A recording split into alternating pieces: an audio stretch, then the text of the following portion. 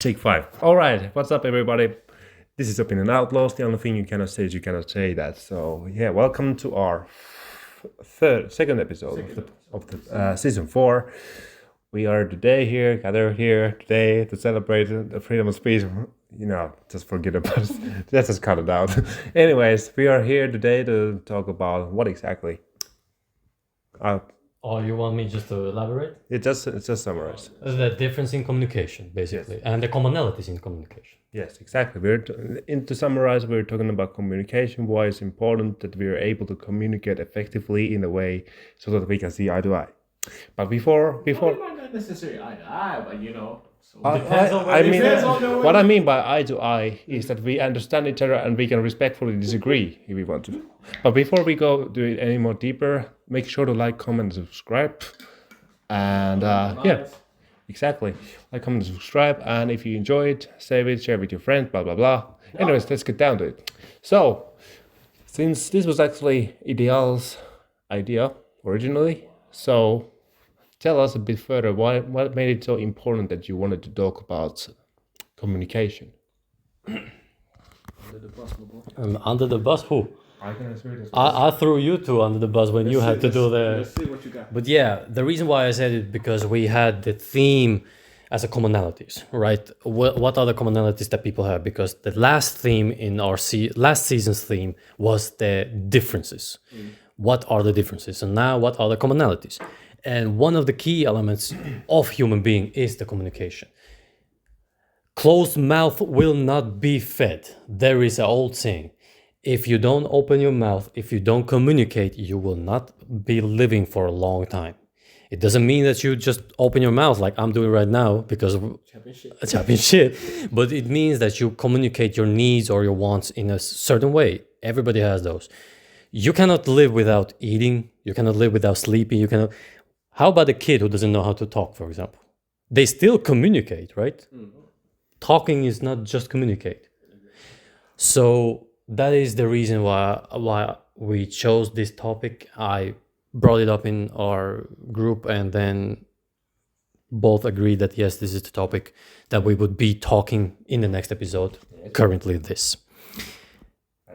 Any more elaboration do you need? If you have nothing more to I would actually, for the our viewers, of course, because I know anybody when somebody tells you that you need to communicate, we already have a pre-made idea of what is a communication.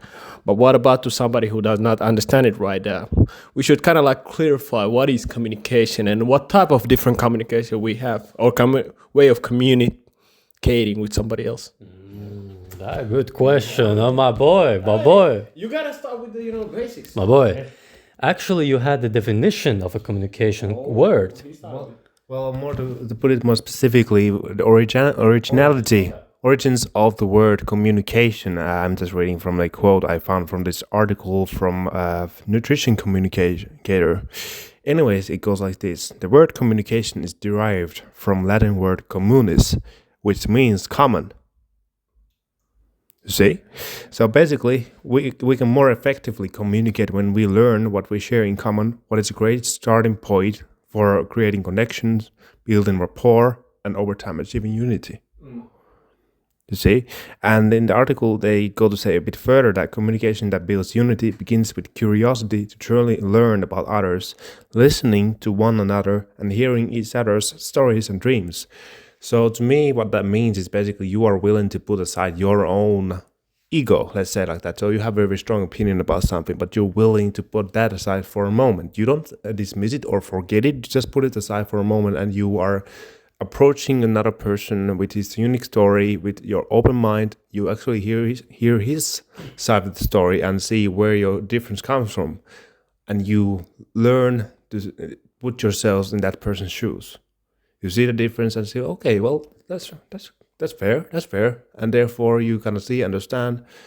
And that, based on the article or post, that should be building trust and respect, which is, especially if you're able to communicate it without just puking out your opinions. Kind of like efficient. Yeah, if you're able to talk it out rationally, then definitely it's gonna be much more effective and more productive conversations. That you're wrong, I'm right, you're wrong. So basically the point is that you learn to see like, yeah, sure, I have this opinion, I have reasons to believe it. So does he. And especially if he doesn't just say, "Well, I just feel like it." I don't know why, but I don't know where the Russian accent came from. I don't know. No shade from anybody.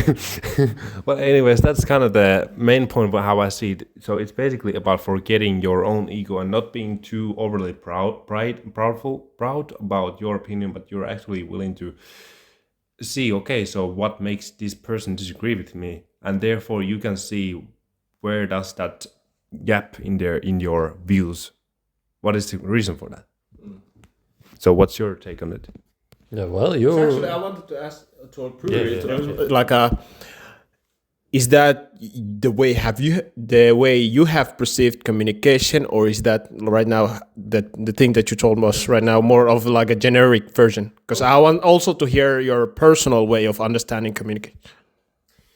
Well, the thing is that I never, not at least rarely, I don't find myself saying, "Oh, you're wrong, you're stupid because you think that way," or something like that. Because except for- today when I sent. Shut up, man. With your ass. shut the fuck up. You don't. Let's not talk about that's a completely different thing. And another thing is, if you like whatever is your music taste, I'm definitely open for it. But if you if I ever hear you saying that ABBA is trash, you're dead inside.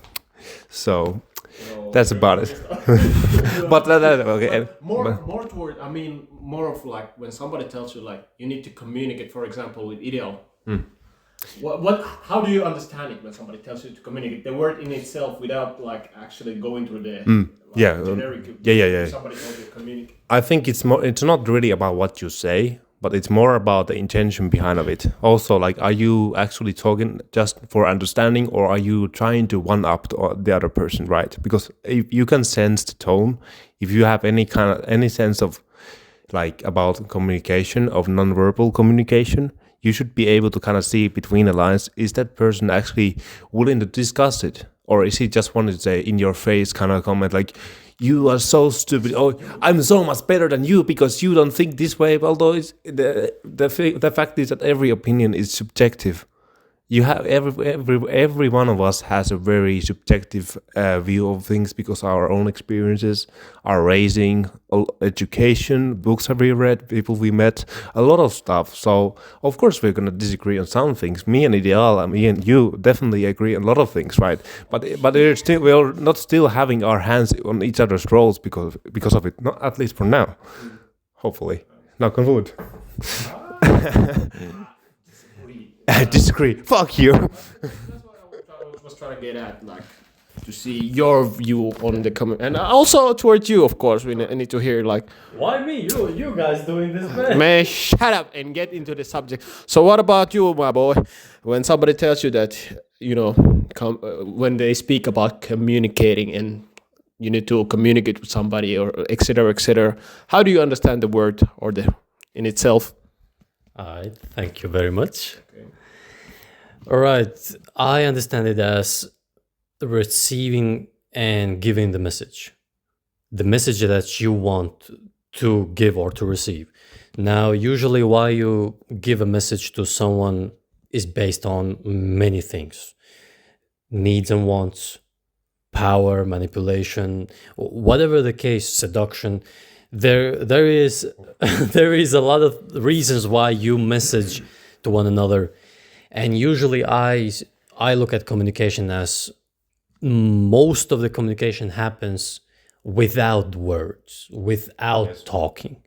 I look at it like that because I have seen many times that with just a look, this has happened to me, that with just a look, you can make somebody feel fear It's I was expecting the other. no. You dirty man. What did you all of a sudden? But no, you know what I'm talking about. That you see someone and you look them in the eyes and you see that okay, this man or this woman has certain X type of experience in their life. Like they don't need to say to you that. You see it in their eyes.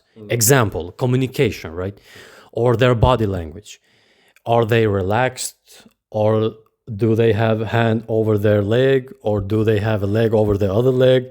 For example, I'm not pointing fingers, but all I'm Everybody, look at the lineup. Everybody has the same leg on top of the other leg or under the other leg. But basically, for example, the reason that people do these things is usually natural and usually doing with the body language. That's the big part of the communication, or the aura, the presence of a human being. You both know. You meet someone, you know what I'm saying. Like you meet someone, and you feel you are a piece of trash. You feel it. You feel it inside. Like you don't have. Nodding too. Like yes. Yeah, because both you have met those kind of persons. You don't have anything against them personally, and you don't know their story or anything. But you have this sense that they are just trash ass people. And then there's another spectrum that you meet the person, you go, well, he's so cool, or she's so cool, or that's so nice, or they are so nice. Like you have this sense of like presence in people. If you believe in the soul, I believe in the soul. Yeah, soul, big part of it, or energy, or presence, whatever you may justify it. The one that is actually is that feeling that you get off of another person. And then I would say one of the biggest parts is the tonality of someone's voice. If somebody talks to you in a certain way, for example, now I'm talking more serious note, they're not laughing. Nobody's laughing. Why? Because the fact is that I'm not trying to make jokes here. But if I'm saying, hey, what's up, man? What's up, man? What you doing? You get what I'm saying? The tonality already changed. The jokes are flying already. So basically, what about if I said this in a text message, for example? You don't know the tonality. I'm just saying, hey, what's up? You can read in my voice. You can try to read it. You can try. Just try a very apathetic kind of tone. Hey, how you doing? So it's very different. Nobody's gonna. Yeah. However, you asked me that how I perceive it. These are the basis of it. If we go much deeper, then this whole podcast will go for a very long time. If you want more, please ask me. I will clarify. Sure. Just to add a point here, this is the guy who made actually a thesis about communication skills within supervisors, right? So I think he's your guy. Out of our most qualified out of us three to talk about. Certified and most qualified. I'm not trying to just like. I mean, like I'm not trying to kind of just flatter him or anything. I just know that he has proven me based on what I've seen. Based on what I've seen in front of the class and all those kind of things, I have seen the ways he has showcased his experience, but also his knowledge about it. So he's the most knowledgeable out of us three. So yeah, Thank you very much. True. About this. I mean every word. Thank you. Thank you. Well, we answered this question, right? Yeah. We did answer this question. Yes. But what about him? Did he answer? What you mean? What did I answer? I'm the host.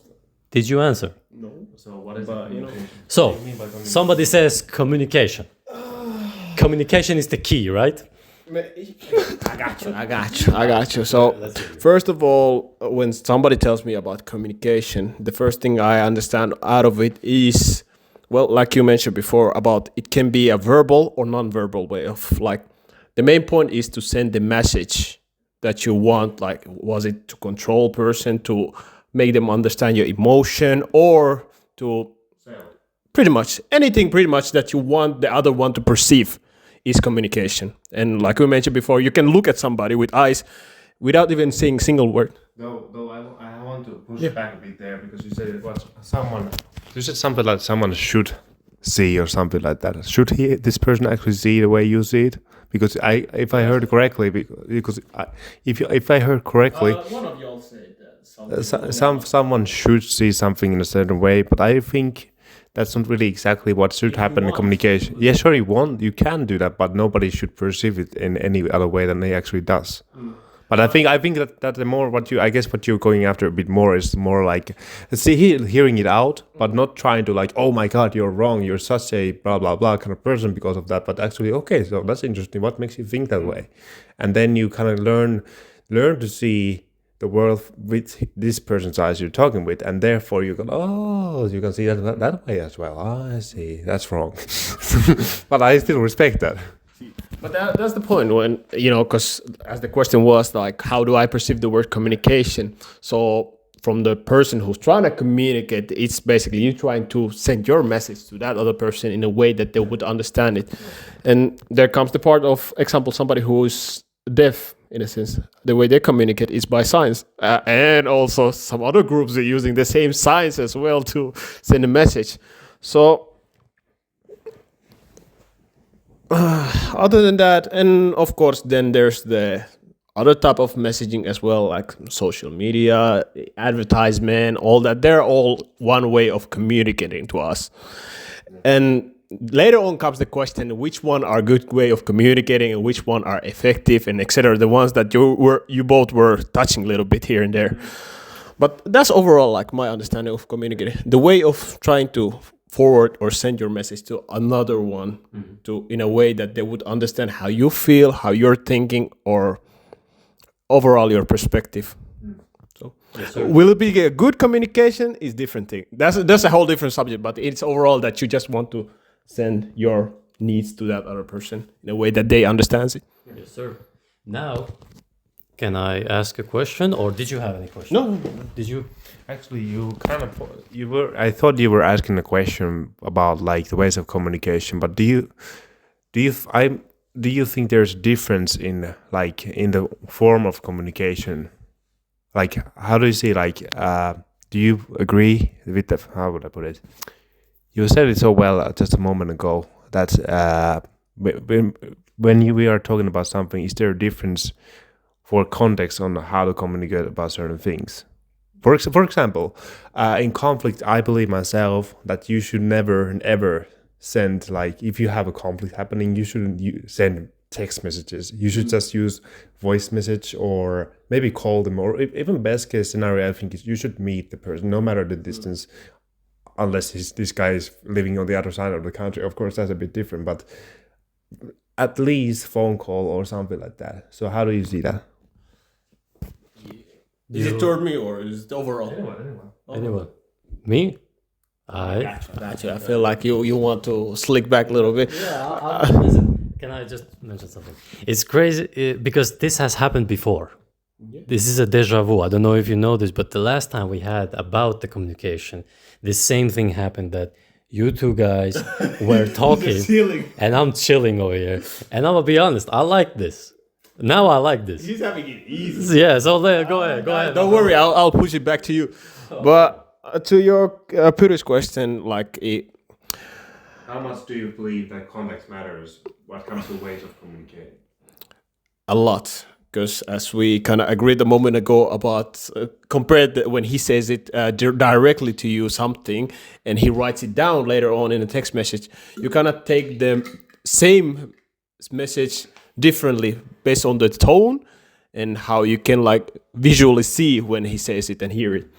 So of course always at least when somebody tells you that, you should always like try to, how do I say, verbalize your intention and ideas to somebody rather than text it, because texting is kind of pretty neutral.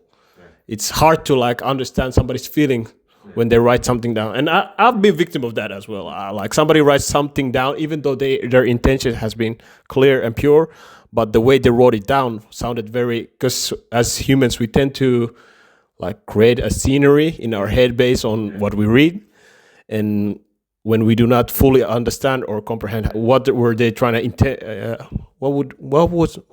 English sounds hard. Pretty much. Yeah. So yeah, that would be what I say. Like it matters really much how do you communicate. Yeah, absolutely agree. And I just wanted to add to that fact, the reason why I believe that you should never send voice messages, I mean, like use text messages when you have a conflict, especially if there is a very rash, heated conversation just a moment before. There's a risk, especially depending on the severity of the conflict. If it's really, really like, let's say at that level, like you said something and there was a shift in your dynamic, text messages can be very easily misunderstood, especially because whenever you have a fight with someone, there is a breach in trust, right? A slight breach in the trust. And therefore you're more prone to misunderstand it because you think this person is not, the intentions aren't, good. And therefore, there is a higher risk. I'm not saying that everybody, but there is a higher chance of misunderstanding it because there is a conflict. And they're more likely to think, oh, who the fuck are you to say like that to me? Who do you think you are? Although if you just send a voice message, you can hear the tone of the voice, you can hear the pronunciation, all those kind of things. You can understand, hey, this guy is actually not angry. Or even I call even better because you can just react to it or respond to it in real time, and immediately that person can get the feedback. Hey, no, I didn't mean it that way. Especially if you understand something. Hey, you can misunderstand anyways, but you can immediately react to it or respond to it, and trying to find a way to kind of make it right. And that's why I think it's much better to use voice messages or phone calls rather than text message. And actually, coming from personal experience, because I've been victim of that too, especially in the past, that understanding a message totally differently than what was intended is really easy. Like you said, like you're very how would I say, not angry, but you're vulnerable to the part of like understanding something wrong rather than like trying to like, okay, it might be because I'm in this state of mind right now, so I might be reading this little bit wrong, even though the intention is not that bad. Yeah. So, and I fully agree with you about the part that you should always send a voice message, even though you wouldn't have any like argument during that moment. But True. Voice messages are much more easily perceivable than reading a text. True.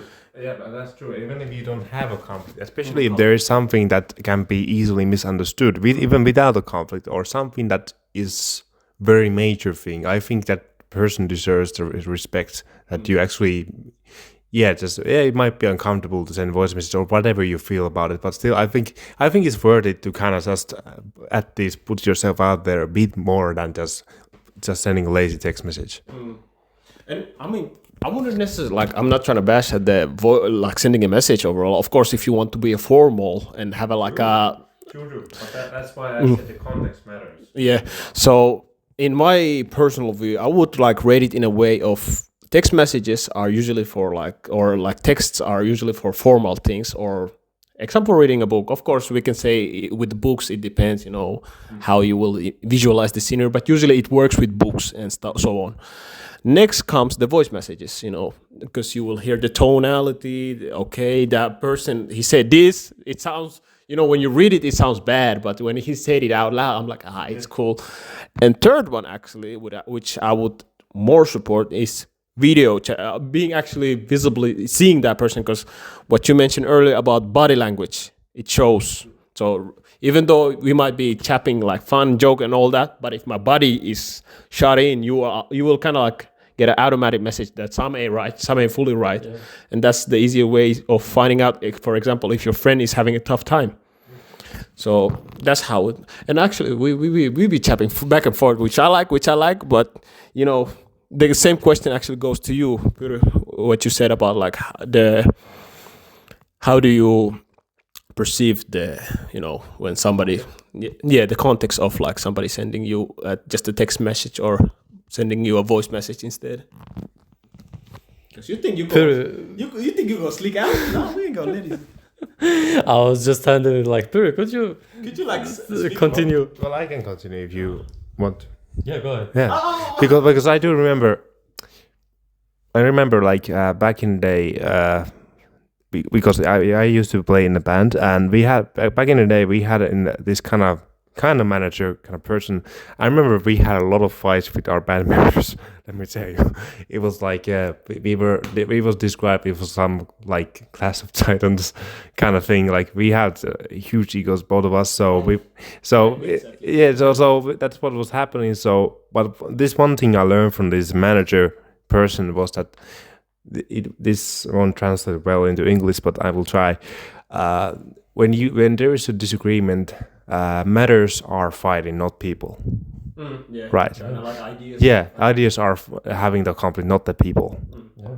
Because that's true. Like if you have a disagreement about something, it's a question of matter, not a question of like, is this person okay or not? Because sometimes when we are deep into our emotions, and there's maybe a bit of some, let's just say drama, or a little beef there. We are more likely to make attributions about the person rather than about the situation. Especially if you're tired, and you have some beef, and a lot of other stuff is happening. You're more likely to turn it around in a way that he's probably ignoring my messages because he's a lazy friend or he's a bad friend. Or if you are more in the better state and you have no beef or anything like that, you're more likely to think, hey, maybe it's just busy. But that's the human thing, right? If there is something unresolved, it tends to manifest itself in some way, and unfortunately, sometimes that can mean as well as you project it onto that other person, although you don't know what is actually happening. Yes, sir. Yes. Sir. And you also said that voice messages, like when you talked, this is how now communication happens. That I observed what he said. You immediately jumped to the voice messages. Do you have any experience on that? Well, actually, I do. But even then, I would say text. So you understand your emphasis was immediately to that. No, well, When you say that conflict, you immediately jumped it's better voice messages, which is not wrong. I'm not saying that. But the emphasis was so strong in it. Yeah. And then, of course, the best thing is to actually call a human being and solve that conflict. But why was that? I might have misspoken because I think before voice messages, you should always call the person. And then if you cannot reach that person in any way, voice message is much better than text message because at least you can give that emotional context in that whole situation. Or if on the other hand, if you just send a text message, that can come across as lazy, low effort, or worse, especially if it's a very sensitive subject. You don't need to, like, of course, personal stuff.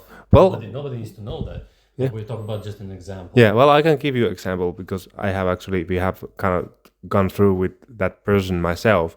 So I mentioned about the band just a few moments ago. So in 2020, in autumn, we had been going to recording our demos, which we had been trying to record them unsuccessfully.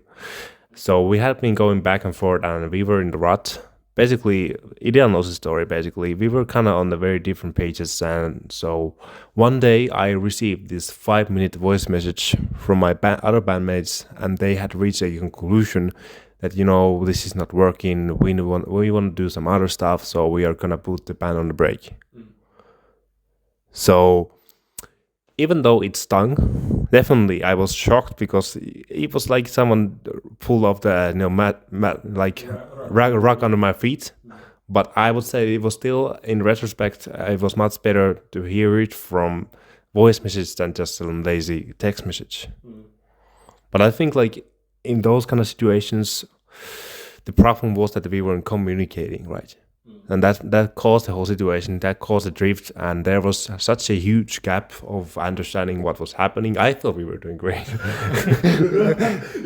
but yeah, I was like, hey, let's do it, let's go record it. And these other guys were just like, fuck this shit. I don't know where they exactly, but they were very frustrated because they felt like we were being stuck, because we were always doing the same songs over and over and over again, unsuccessfully not being able to record them so that we would be happy with their results and actually be able to release them eventually. So they wanted to move on to other songs, but I thought in the way like, hey, I don't want us to be so that we always leave some stuff unfinished and move on to next projects, because that kind of turn into a vicious cycle where we always, oh, well, this isn't working either. We just become people who don't finish stuff. So it can turn into this vicious cycle where we never finish stuff because we always quit before we get anything done.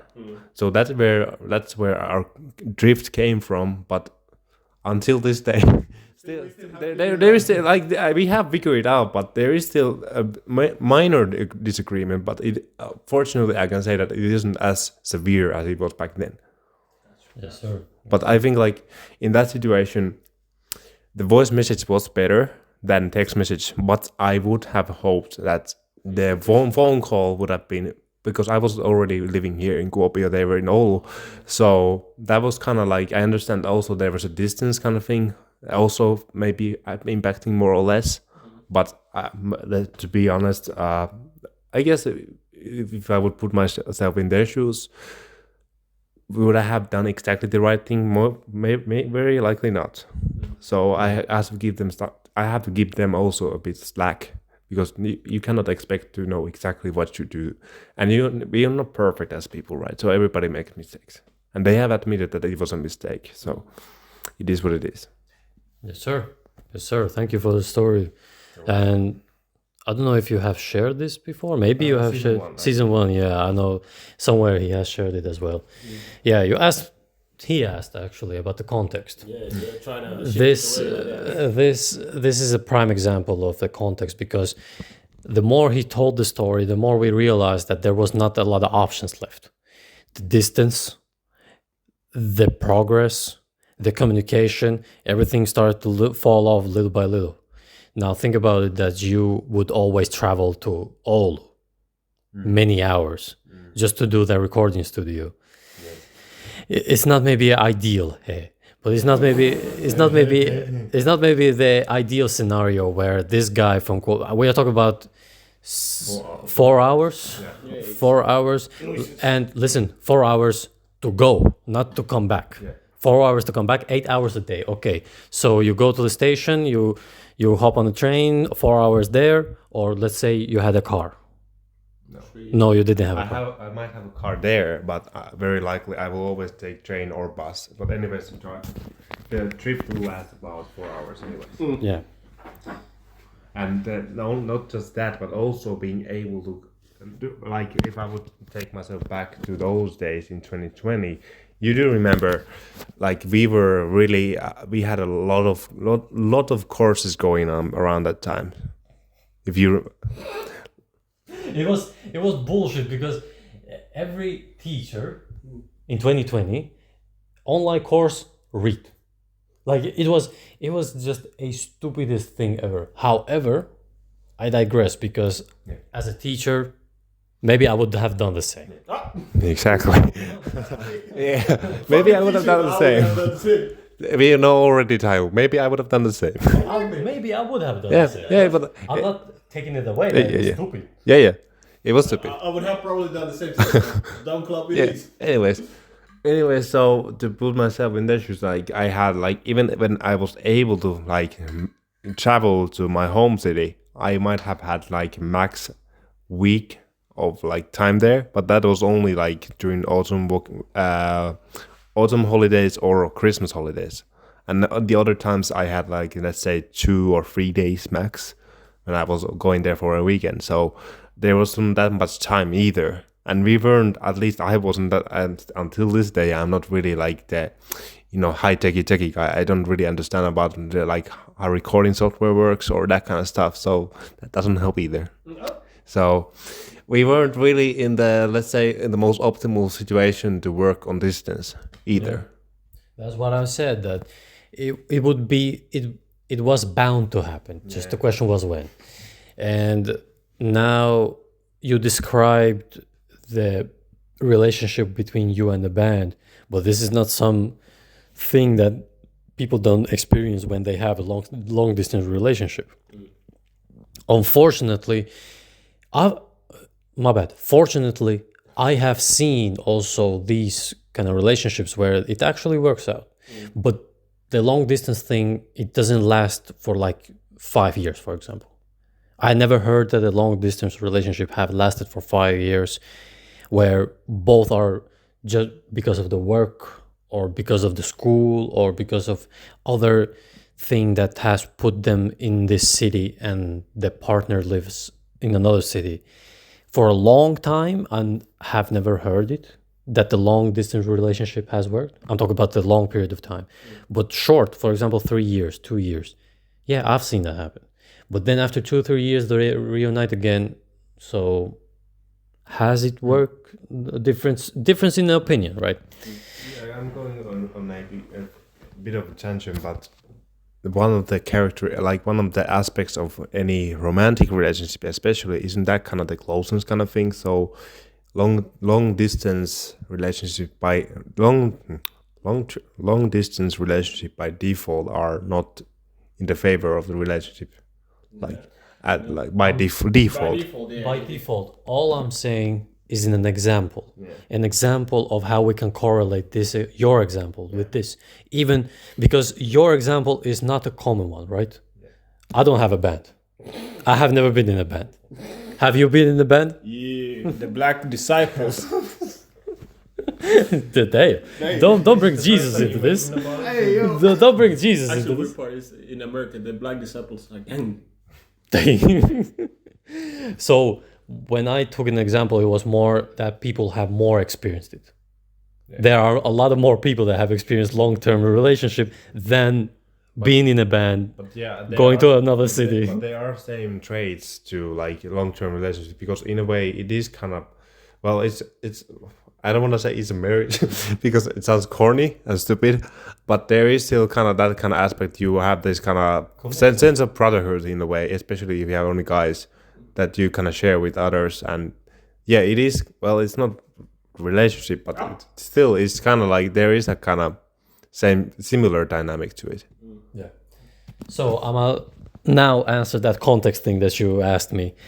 Maybe how many minutes ago? I don't know. But basically, you asked me about the context. The context in itself has to be there in order to have the right message brought up. You cannot just have the context like hidden and then all of a sudden say, "Hey, this is this." Oh, I don't know what happened. It just happened. I mean, that's communication, but I can take communicating in a weird way. I can take extreme examples. You're communicating in a weird way. I'm taking extreme examples. World War II, for example. I'm not going into there, but I can take an example of that. Hey, communication. Or I can take an example of this video. I don't know, have you seen the video where this was a para arm wrestling? So basically people who don't have everything, they are a little bit special cases. And they have the arm wrestling thing. And there was a video where a guy laughed at another guy who did have some disabilities. But the whole video, the whole scenario was that the whole event was for the disabled people, was for the people who were not. What you laughing, bro? You see this? You see this? Communication, right? Communication. But basically, What are you trying to communicate? but what I'm trying to say is that the context was that, look, he was laughing because he is disabled. That guy was also disabled who was laughing. So Perception. so the meaning, so the context now changes all around. I'm just taking like a video example of the video that was surfacing in social media. And unfortunately, that is what happens a lot in social media, where there are things someone says, especially around controversial figures. There are things taken out of context. I'm not going to comment on any person, but there are lots of clips about people that are just, I think they're just for like how would I say, anger mongering, like on purpose. They're there just to divide other people, just to get that clicks and just to get those opinions. Oh my God, this person is this kind of person, blah blah blah blah blah, and it happens so much that it is aggravating actually to see it. So context important, matters. Communication matters. Yes, and actually, if I may add, we actually talk about. Yeah, you may add. Yes, thank you for your permission. I wouldn't have said it otherwise. Exactly. Yes, exactly. But last episode we actually talk about it in a very basic level. Like there was that article where they were saying about that it's not about the what was it saying? You remember that Berkeley article? That kind of where we were. Yeah, It's not about the the opinions. It's not about the way it's not about what you think, but it's actually about what you think. But like the whole circle about not it's about something, but it's not really, but actually it is. But The problem wasn't about the opinions, but the problem was about the opinions. Yeah. The way of like what the exactly. Anyway, so when we go to the basic level, it's all about like the context, like how do we define very simple things. Yeah. And that's what the Berkeley article, or was it a study that they were talking about, which pointed out that a lot of disagreements can come out of very simple things, such as disagreeing on very simple definitions, which we don't even think about that much. But when we actually take a closer look, I don't think if we think about dog, me and you might have minor differences in how I see. You have told your stories about dogs in your own country, so you have very different experience about dogs than I do, or like you and me. Yeah. And he had dog. Dog. Anyways, that's what I was about to say. Yeah. And I was going down that road, but he is maybe a little bit excited, so I'm gonna let the mic go again to you. So because I'm asking now the next question. You said about the context, about the communication. Now you took even the terminology, and good that you said that, because can we have a communication if we have not defined the terms? Not the terms of conduct, of course, but I'm talking about the terms that, what do you call this? I'm calling it a hand. Does that thing say the same thing to you? Can we have a communication? This is my question. So, I'm expecting him to shoot at you first, so Both. I'm allowing you first. Now I'm both, but actually you should answer because you haven't talked in a while. No, I'm just perceiving. I'm observing your information and trying to understand how y'all two communicate.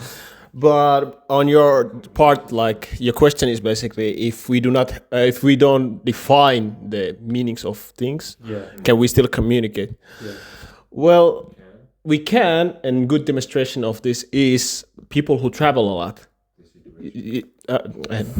I mean, it is true. Like, big part of it is also the context of the thing, because of course you could like imagine going to Germany and throw your hand up like this. I bet everybody understands what you're trying to do with that, and you will be. But for example, in certain countries, thumbs up. In Poland, the same thing. Yeah, thumbs up or sign OK means a totally different thing in different parts. So that's what I'm saying, like, meaning like context like defines it a lot, like which one. But in scenery where you don't speak the same mutual language, for example, you can still like make a hand gestures which is kind of like familiar to them in a way, because let's say you both can visualize, for example, a building, and somebody like shows you with hand, or at least tries to show you in a way, you kind of like perceive it, and you're like, okay, you kind of like connect the dots. That's one way of communicating. So without you having a common language, you still can communicate to a degree. Of course, there might be a little misunderstanding, kind of same with the voice messaging thing, but it's possible. And we have had like a lot of example of, like I mentioned earlier, people who are deaf or have some type of disability of not able to verbally communicate. So blind. Oh, blind. Exactly. Because how do they, like with the blind people have the they have that thing for the reading? Yeah, they have those dots. Oh yeah, and we're kind of like removing the part when you're blind. It doesn't remove the part that you can't speak. You literally. You made me almost question it for a moment. Hold up, they're blind. They can still speak. There's But a difference. for them to, example, read, of course, it kind of like changes a little bit in a way. And then they have this sensitivity for people in their tone, because they cannot see the body language. I don't know if blind people can see body language. Do you know? I mean, You get what I'm saying? black shit that I'm You get getting. what I'm saying? Like they cannot read the people how they are standing. Oh how yeah, they yeah, walk, like the tonality and the demeanor of person. or the micro expressions, the smile, or the eyes. They cannot read that. They cannot read that, but I believe like this is just something I heard that whenever there's disability of some kind, all the other senses are more emphasized, right? If you're blind, your hearing, your sense of feeling, whatever, sense of what is it called, sense of touch, all those kind of things are more amplified. Exactly. Yeah, that's what I said. That they are more sensitive to the tone. Yeah. That when somebody speaks, they hear it in a way that we cannot hear it. Yeah. And also to the part of like communicating in a way. What did I mention earlier about like emotion as well? Yeah. Because we might not speak the same language, but you can understand from my facial expression the mood I'm in right now. If I'm smiling, we might not even have the same word for the smiling, but you understand by my expression. Oh, he happy, for example. Yeah. So. But the same question to you, because I hope it was some type of answer to your question, or do you have a add-on on it, or something that I should clarify on? It was a good explanation. I was searching with the question more that, for example, good that you said that. For example, if I'm going somewhere, I don't have my phone. I want to know the time. I go up to you. We don't speak. There's no way we can speak the same language, right? You don't know me, and I don't know you. I want to ask you time. You know, I'm saying to you, hey. And then you say, hey, you maybe show, right? But what if you don't know what this means? Exactly. I was about to actually go to that. That's what I asked. Okay. The term, we say one term, but we don't see the term in the same way. Or the meaning of that term is different from me and you. That's why I asked that, can there be a communication? I don't know. Maybe I asked the question. Yeah, because I was like, first of all, if there's a kind of like a small gap in between, and I kind of like got what you mean by that, because I was like, for a moment, you could show the clock thing, but what about if they never had like wrist watches or anything for you to even show that hands gesture? In such situation, I would say you could still communicate, but it would be noticeably more difficult because you are required to make an extra access things to like send the message in a way, because the whole point is for you to communicate is to send the message. Yeah. And if I may add, there is actually I have a coworker who is actually from Thailand. I believe him from Thailand, around that area. He speaks Finnish, not really proficient, but like in a very basic level. So it really also depends on, like, of course, like how willing this person is to learn the other language. And in that case, what we do actually I keep it very simple, very like straight to the point. No, you have all this gymnastics in Finnish grammar, which we learned in the 7th grade, which we never use that much, like when we talk. But we know it's just second nature for us. But so we keep it very, very straightforward and very blunt, like a caveman level blunt. As I say, minä, sinä, vie tuo. You take that there. All that said. Nothing sophisticated or anything like that. You shall pick it up and transfer it from the position A to position B. Yeah. King Richard, what the hell? Shit Yeah. like that. But I wonder how many problems would be solved that if everyone was taught how to do sign language at school. You mean sign language more like universal language, or like you're talking about more the deaf people who what they do, like doing that kind of sign language, how much that would ease up the problem if majority of people knew how to do that between people. I get what you get. I get what you mean by that, and I would say yes in a way, but at the same time, of course, it would at least ease up to the people who are not able to hear. The point is that there would be universal language of some kind that, despite the cultural differences, we would be able to agree. Okay, so this means this or blah blah blah. But that's again on the, how would I say, utopia type of thinking again, that we would be all in the same bubble because again we would have the people who are kind of like isolated from rest, because how do we create a way of communicating? We are first of all begin as a community, and from there we start like assigning things that this is that, and etc etc, and another community creates their own way of this is that, and later on in life if we combine we might connect them together, etc. So in a way I get what you're trying to say with that, but like I said, that's like a utopia way of if we are all united in a one nation and we don't have any other way of mixing things up, then I would like say, and to that actually I wanted to add up that we actually in a sense have it already, but not like to a full extent. NATO way of communicating, military, for example, they kind of have the sign language of, to doing things which a lot of like people who are not from the same branch or same country of, they do not serve in same country understand that sign language, for example. Well, you both know this. Exactly. Stop to immediately like, or more like be alert. This is attention. Yep, be alert on like what's going on. And when somebody, Yeah, if we are and somebody does this, attention. So everybody stops and looks. and for example, even if I told you like, you already understand without me even needing to ask what this means, because I'm already like showing the sign of, even though we do not speak, but you understand it. People, this doesn't mean. Get your ass down, man. Get your ass down.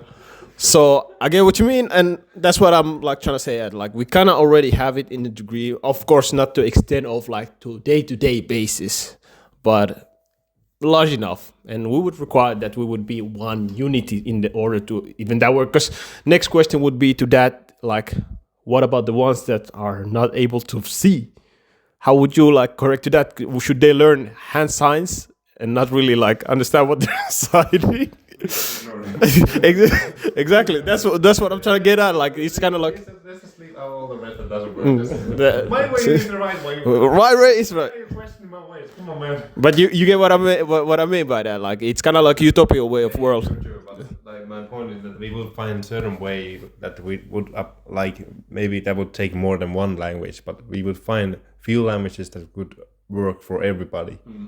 We would understand, okay, this way we communicate. Yeah, sure, it would be quite a lot of work to learn the language that you get to use very rarely. But at least you would have some sort of idea about it, and you would have at least better starting point. If you come across someone who is in that blind or deaf, and you would have better chances of Actually, I got a good example to you. Sorry about that. Because that idea would be actually kind of similar to what we have in Finland right now going on with our language. Because when you think about it, let's say the hand sign thing. Who uses Swedish? On Swedish. If you go to Swedish Soul, and on top of that, if you communicate with somebody who speaks Swedish, because this is the part, the hand sign thing, it usually, of course, mostly is efficient to somebody who is not capable of vocally telling what they mean or vocalize their ideas. So how many people that are fully deaf that you meet day to day, basically? It will put you into the same scenario of the Swedish. Of course, I'm not like signing it out that we shouldn't learn. Of course, it's efficient. Of course, if you're able to learn, do that. There's no harm to it. Benefits you only and helps another deaf person. Keep it up. But you get what I mean. Get what I mean? So it's kind of like how Swedish feels to us right now, that I don't really use it that actively. So why would I necessarily learn it? So that's why I'm like pushing that. It's kind of like in a utopia type of way. I'm just being very intellectualist. So. Yeah. We're trying to learn. That's what we mean by it. There's no such a thing that you cannot say that. Say what you mean and say what you want. Exactly. But The same question to him. it's the same question to you. Repeat it to him. Do you remember the question? So basically, can we have a communication if the terms are not aligned? Or not declared like.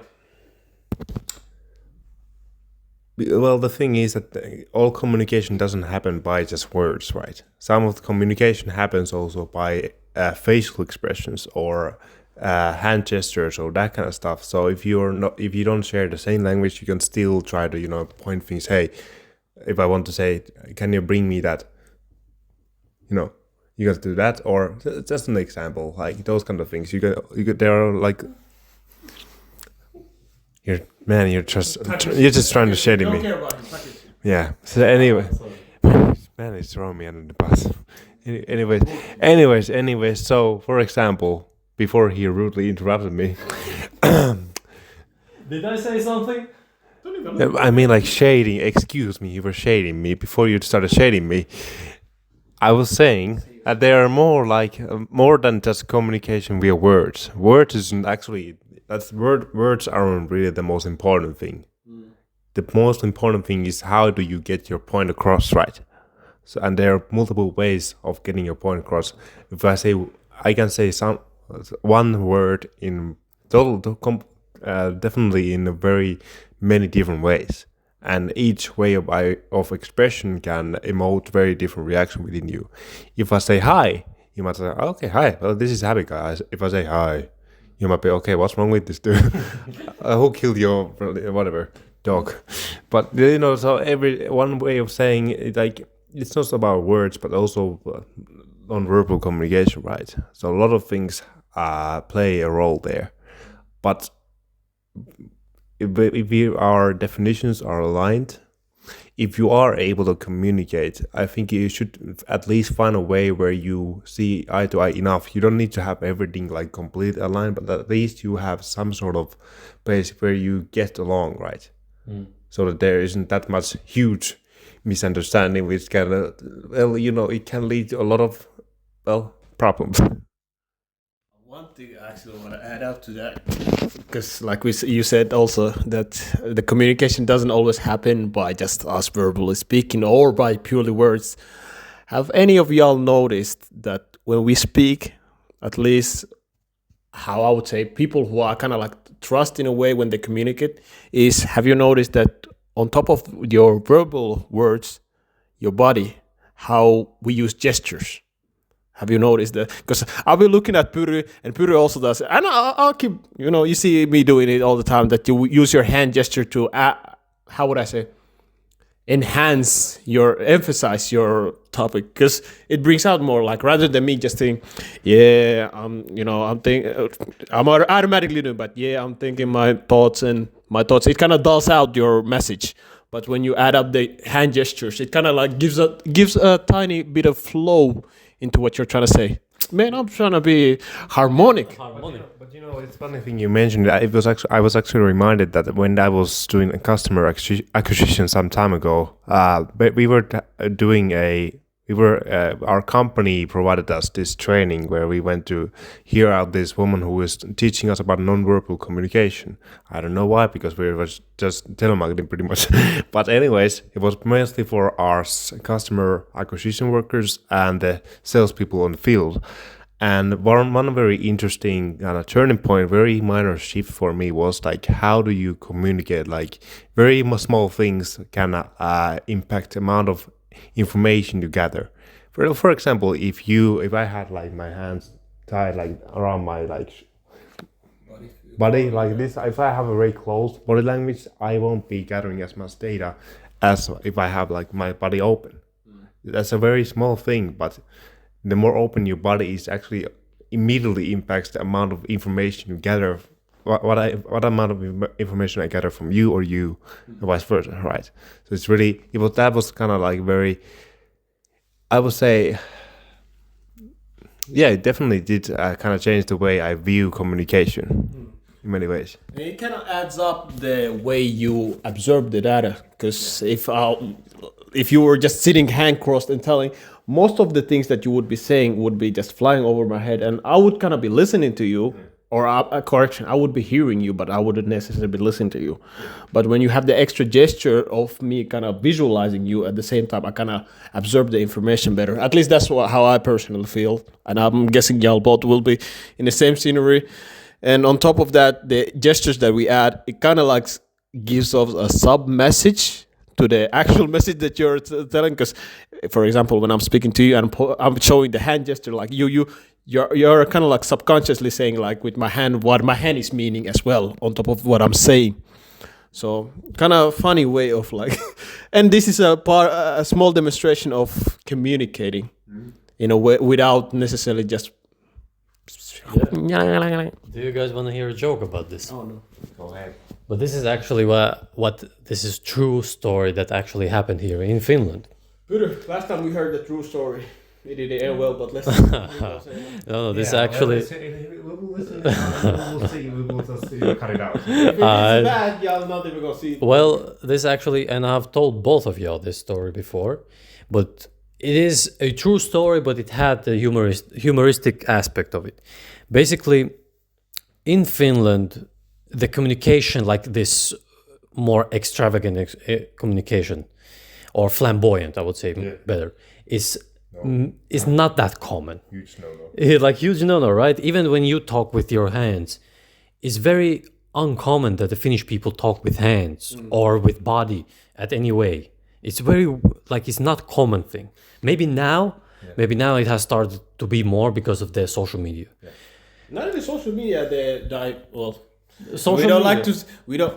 Well, not just social media, but overall, because Finland has diversed a little bit more than what it was like 15 years ago. Yeah. We have way more people who are not native to this country in a sense. And I think like maybe I don't know if you notice any change. But when you and me, we have known for about 4 years already. So I don't know. Have you noticed any change in the way I communicate? Like in my how I emphasize certain words. Do I still sound as monotonous as I used to in the beginning? Robotic, exactly. Like just as like, have you noticed any difference in that? Well, I'm gonna tell you the story, and then I will answer the question. Yeah, because I started with the story and I will end it with the story, right? Basically, what happened was that when my father came here, he came from a culture where it was very family oriented, the big social groups and a lot of talking with hands. It didn't happen to my father, but the people he knew that from the same country came and they talked with hands a lot. A grandma, some Finnish granny, saw the reflection from her side, saw a reflection inside the apartment. She called the police and, hey, somebody's fighting. Somebody's getting straight, bro.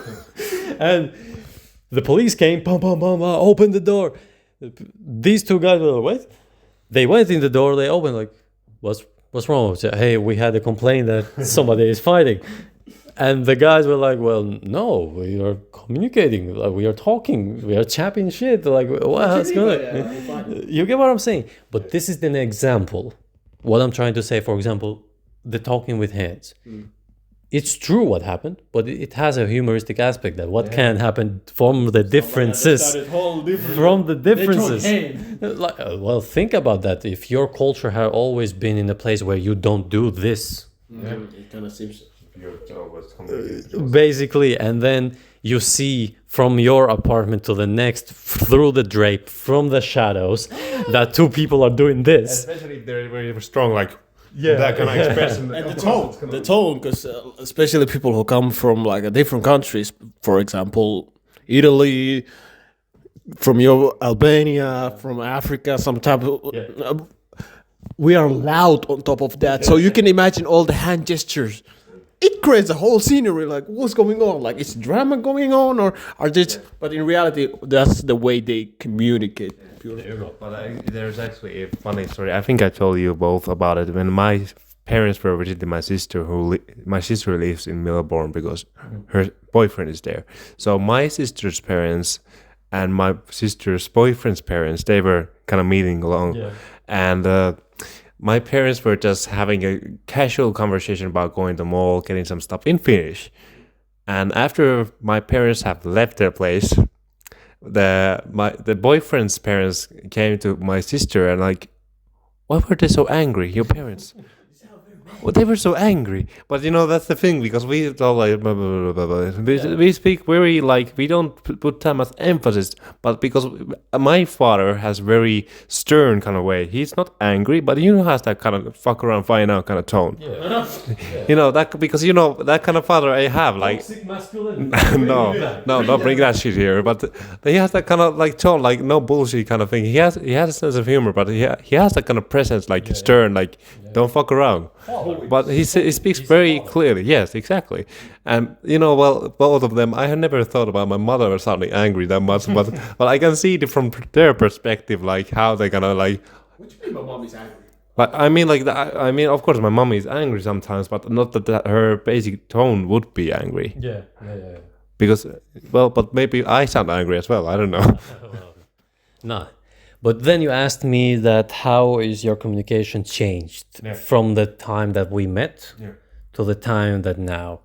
I would say that your communication has changed in the way that you showcase the confidence that you have built in these past 4 years. You showcase the work that you have been put in these 4 years.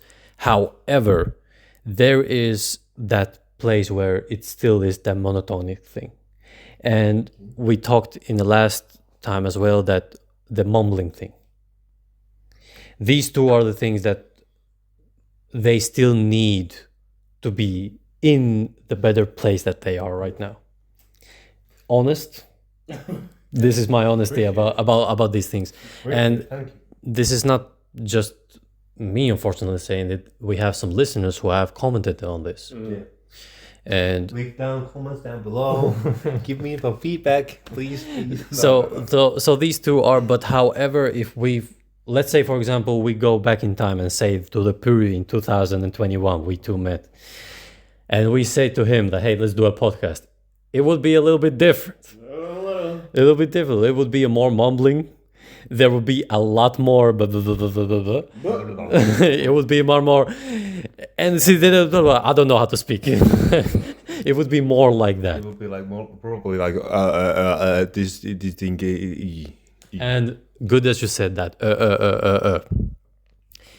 Have you noticed? If you actually know, okay, I understand that you are nervous in front of people, or you have this kind of sense that they are judging you. Believe me something, people worry about themselves too much to judge you. I'm honest, like even let's say any scenario, give me a scenario. A place. You trip down and fall on the street, for example. Trip down and fall on the street. You fall on the street, people look at you, is he okay? And then keep it pushing. They will not look at you, look at this dumbass, but you have the feeling. You have the feeling that somebody. In front of me, man.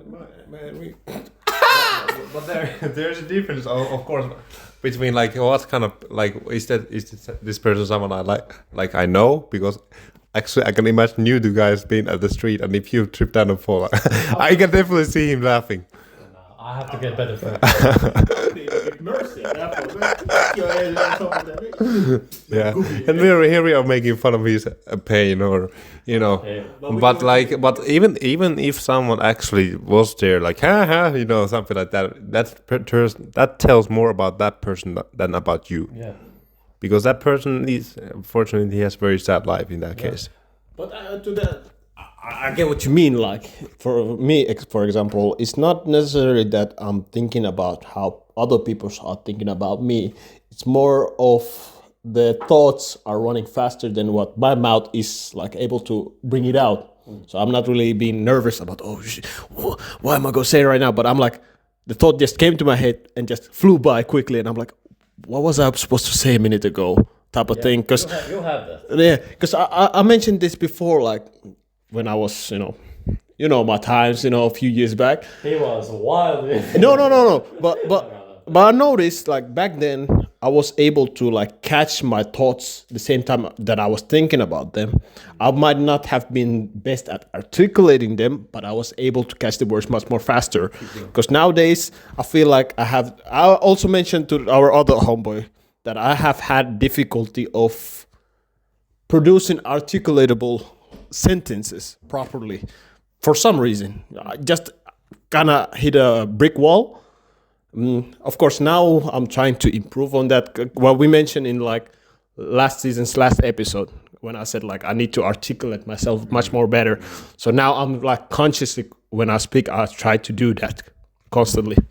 So, but yeah, it's not necessarily that I'm nervous. I know that my mind is running faster. That's pretty much my reason. So that's why I'm like, I understand what he mean by that, but that might not be the case all the time. That you're nervous. Yeah, well, I can say for myself, it's usually because I am nervous.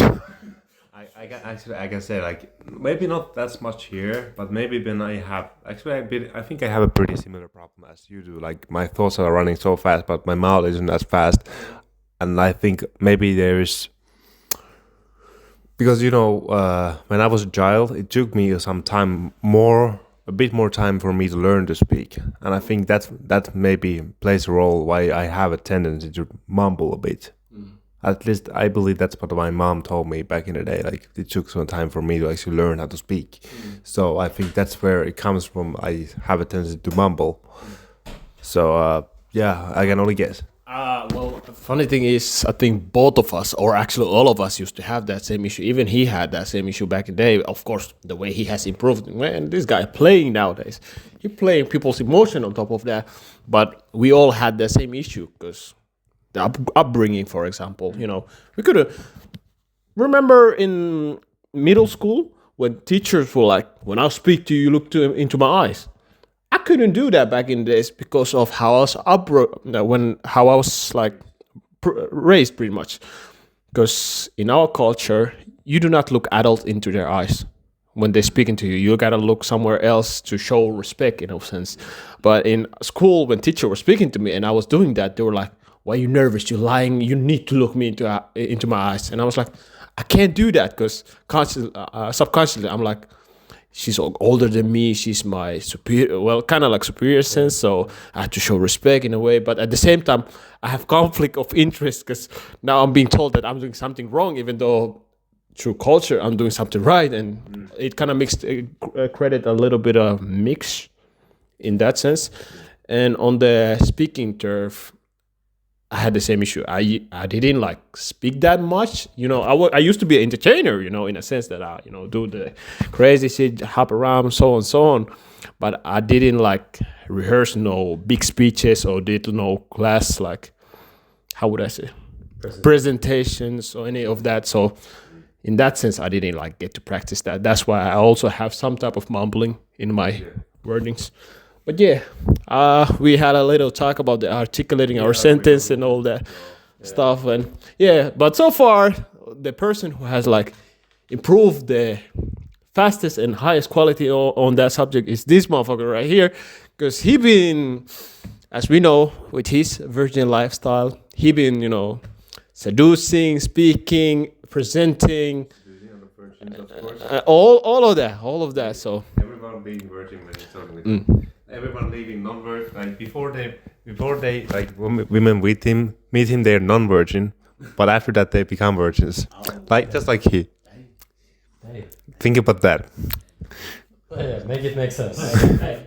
Well, because I believe here we come to actually the point which I've been thinking I wanted to tell you. I believe that you're a virgin, but your definition of being virgin is very different than how we see it. See, touche.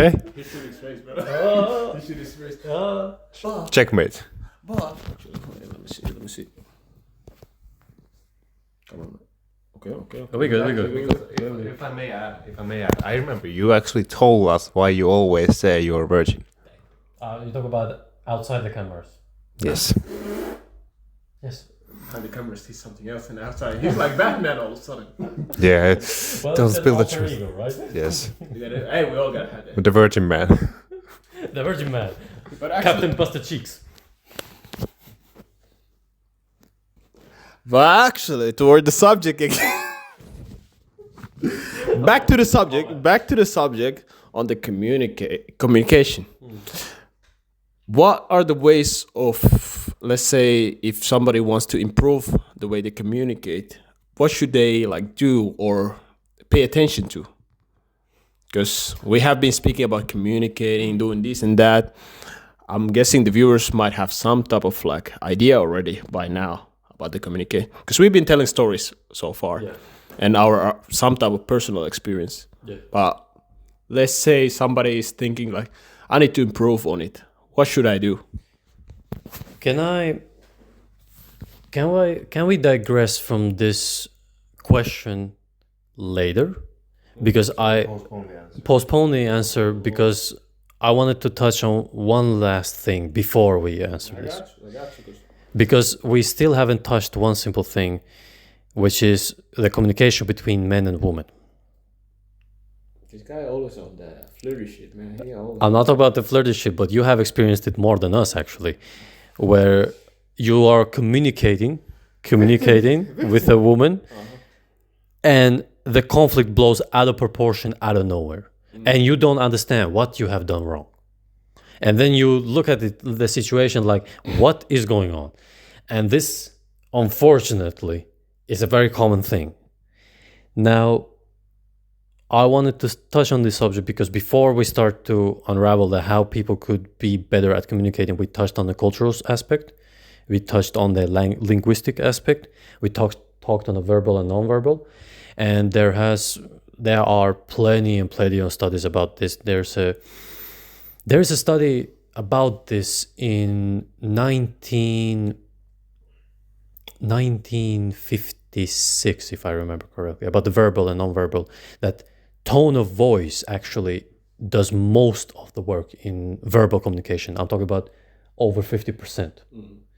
But the words actually are like 8-10%. Yeah. Something like that. True. This study was conducted back then. Has the studies been done more? Yes, but the results are pretty similar to it. The ratio is about 70 to 30, right? We're not about nonverbal or verbal. We're talking about the verbal tonality. Yeah. So the words and tonality. Okay. But the ratio that you talked about, yes, I mentioned that in my thesis as well, or the social hierarchy thing, that who says it, what said, who says it, how says, and what said. That's how it goes. Like, if somebody important said it, these two don't mean shit. I'm just saying. Because I've seen it firsthand. I've even during that period of time. Wow. No, because literally we had like some of our issues in a way that I spoke or told out my opinion about certain scenario or my thoughts overall. And I explained it hand by hand, like step by step, chapter by chapter, all the needed necessary information. For some reason, the message was never comprehended or absorbed in any way. But somebody who has, I would, like you said, social hierarchy, somebody who was educated, said literally the same thing, chapter by chapter, literally what I just mentioned. And that message somehow was gone through. Which I was like, what's going on? Like, what you mean by that? like, you finna tell me I used all that energy to tell you the same exact thing, but when I told you, you did not want to accept it in any form, at least subconsciously, you did not want to accept it. But when somebody who's, in a sense, in higher social status said the same exact thing, you accepted it as a truth immediately. What went wrong, in a sense? But I have this thing actually I talk about in my thesis, because I brought out the mention about this social hierarchy, and I draw it as a pyramid, where the pyramid was that the most important part was that who said it, then the way they said it, and then what they actually said. That was the social hierarchy of how it worked. And example that I took in my thesis was that if Cristiano Ronaldo, you were hanging out with your friends like this, and Cristiano Ronaldo came and say, "Hey, how is your day going?" You feel like, "Hey, what's up? He knows me. Hey." But you get what I'm saying? But then let's flip aside. You're doing the exact same thing, but the homeless person comes and, "Hey, what's up? What you doing?" You get what I'm saying? That the same tone, the same words, the same action. Only the difference was that the man who said it. So this is the social hierarchy in a sense. How do you come to that? I will not explain it. However, but quickly to that, actually, that's what is happening constantly in our society with the government's example. Yeah. Because let's not talk about the last election and what happened over there, but it was pretty much people wasn't listening to what was being said, but who said it. and they were judging who was saying it, not what they were saying. Yes, sir. I'm not. No. He's just. I'm saying. I'm not saying. He's saying what happened. He's not saying which is right or wrong. But my question was the difference between men and women in a communication. My first question is your own personal experiences. I want to hear one personal experience that the miscommunication happened because of the fact that there was a woman involved in your communication. If I had said the same exact thing to my boy over here, he said, cool, let's do this. Or cool, let's go there. Any examples that we can touch on? Oh no, I already have one. Okay. Do you want to start? Sure. I have a whole, I would say, Bible in a sense. Well, Figure out which one. yeah. Well, anyways, for me, I was going on a date with my ex-girlfriend. Oh. See, ex-girlfriend. You cannot have sex without ex. Oh yeah, but we are not claiming to be virgin. My bad. I was. You are the one who claiming to be virgin. Yes. I don't give a shit if I'm virgin or not. Honestly, so it's not my issue. It's your issue. Anyways, so with my ex, we were going out. So we went. We had. I hadn't really actually. I hadn't prepared anything like reservations or anything. We just went there like, yeah, let's just go somewhere. She had told me clearly like, yeah, I'm hungry, blah blah blah. I totally just shut it out, and I'm like, okay, so we were going to a restaurant, and it was filled with. And I asked her opinion. So, do you want to wait here or gonna go otherwise? She told me, whatever you want to do, and we stayed there. And what she said, she was, why did we go elsewhere? Clearly, now that I know, she was saying, as long as you say what I want you to say. Essentially, she was saying, yeah, I'm hungry. Didn't you listen to me? I want us to go somewhere. You make your decision as long as it is what I want. But I want you to understand it. I want you to read it. But because I was completely oblivious, I was thinking, I'm hungry. This is part of being a young man. Yeah, but I was thinking, I'm hungry. Actually, I like this restaurant, so I don't care. Let's wait. She said yes. I'm okay waiting. Okay, let's go. And she was a bit pissed off. Not like hugely pissed off, but kind of like very irritated. But why did we go elsewhere? Why did I do that? Why did you listen to what I said? Well, you said yes. Nah, but you should have read it between the lines. Oh. Oh, okay. Oh, I see. But yeah, that was one example of me like thinking like, because we don't really, at least between you guys, we don't really like that much often like say things like one means saying one thing and meaning another thing, right? We don't have encrypted messages between the Wanna lines. go somewhere? Yeah, let's go. Yeah, we're gonna. If I say we're gonna, Like I'm thinking about it still. yeah, like we're going to so shall we go to McDonald's Or not.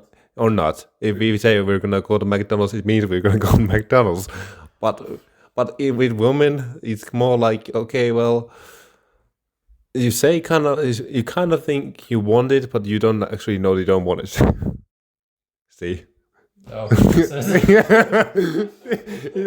If it doesn't make sense for us, it makes sense for women. Yeah, essentially, it's basically they say one thing, but they actually mean another. And the worst part is actually they might not even know it themselves. because communication is the key, right? Yeah. Hey, But hey, you said it yourself. By the way, you said yourself that but there was one thing you said about women that you were there was actually just momentary thought reading in my head that women themselves don't actually. God know damn what it! they want. We were talking about like I just said that women don't, they mean one thing but they actually don't know what they're talking about. God damn it! I forgot about it. Don't paraphrase me like that. Well, I do remember. I'm not trying to throw you under the bus, but I do. But I do remember that there was this one moment where we had a conversation, but you told me something about women and men communication differences. Yeah. But I just don't remember what exactly you said. I just had a fleeting moment of. Yeah, maybe Maybe we'll come back to you. Yeah, Maybe I will say it in this. Yeah, sure. You might say it. But don't be perfectly like that. Women don't know what they talk about. Like, bro, what you talk about? Under the bus. But you have experiences. I know for a fact. I mean, funny thing is, I have way too many of them, and well, a lot of them were kind of similar to yours. Not necessarily on the like, where should we go to eat? On top of course, that also has existed there, but it was a lot of the thing of guys trying to do things logically. Mansplaining. Man, shut the fuck up. Okay, but we're trying to like communicate logically. Like when I said I'm hungry, you immediately, I ain't trying to like math question it out like, oh, by extent of math planet circling left and the moon is rising on the southwest, I might want to eat. No, I'm like, I'm hungry, I might eat. Pretty much. But then with certain individuals, you have to go through the math equation to figure out what is the right thing. For example, we had like a lot of sceneries where we were arguing or having an argument, and they tell me to fall off, pretty much, to like leave me alone. And you know, logically, I would just bounce. Logically, Why are you telling me to F off? I'm out. exactly. Logically, I would have reacted that way, but because my understanding of our dynamic was deep enough for me to understand that's not really what she's saying, and I have to like do the opposite. Because a lot of time, this is a hostile sign. A lot of course, I know somebody already there writing. Well, when she said no, it's no. Not, hold on. Wait on it. We're not talking about that type of thing, but I can give you an example. exactly. You get, but you get what I mean. That they say one thing, but literally it translates to the whole opposite side of the spectrum. Because we had this one argument, what I mentioned, and you know it heated up so badly that she's like, "Leave me alone. Let me just be," and dwell on her bad feeling, pretty much. And I was like, "No, stand 10 toes down." I was about to leave. Who do you think you're lonely to? You're lonely? exactly, because I was like, nah, I'll leave this later on. I'm gonna hear, because I already knew in a sense of, yeah, I can do that. You know, logically I could do that, but if I do that, that will still hit me in my ankles. Because I leave later on, like, why you left, and I'm the bad guy still in there. So I'm like, yeah, you know what? I'm gonna do the opposite. You know, be caring and all that. And of course, it was like, honestly, like I was like, you know, I ain't gonna leave because it's a, you know, much more deeper thing. So I stayed and listened through the whole chapter, even though I was still getting the mismatched information. I was like, you know what? Let's not try to rationalize it too much, because if I do that, so let me just do the opposite. And to all of that, a few hours went by. To all of that, 3 hours later. pretty much, like, I'm gonna be honest, most of our arguments usually tend to end up after that, like after 3 hours later. So after that, that's what was one of the reasons why I had like very, very active mind and mouth at the same time, because I was able to communicate with my mind. And after separation came, it kind of like troubleshooted my whole system. So it kind of had a crossing. Factory setting. Pretty much. Well, not even factory. It was settings. virus in between. But yeah. So after all of the argument, we ended up in situation where she was actually like, I appreciate that you didn't leave. Like what I mentioned earlier, she actually thanked me for not doing the thing that was asked for me. So you see what I mean? You get told one thing. If you did the one thing what you were told, you get shut down that you were the bad guy. But when you do the opposite thing, you were like whole like mix of information.